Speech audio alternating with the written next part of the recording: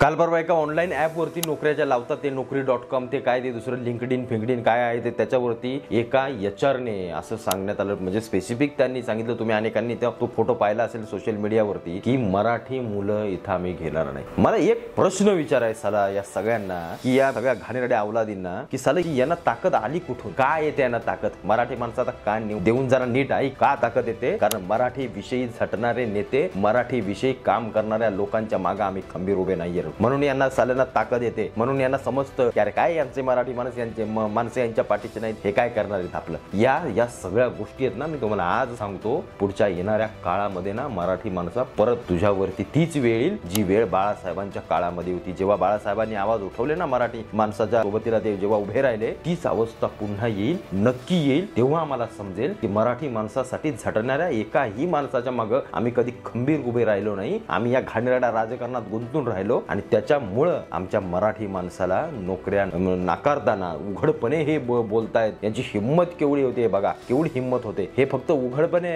याच्या मागे अशा मोठ्या मोठ्या अनेक कंपन्यांमध्ये मराठी माणसाला न कळत नाकारलं जातं. हे पण सत्य विसरून चालणार आहे. अनेकांना तुम्हाला अनुभव आले असतील. म्हणून मराठी माणसा एकजूट हो, तुमच्या मराठीसाठी आवाज लढवणाऱ्या नेत्याच्या मागे, त्या माणसाच्या मागे खंबीरपणे उभे राहायला शिका. तर येणाऱ्या पिढ्यांना मराठी टिकवता येईल.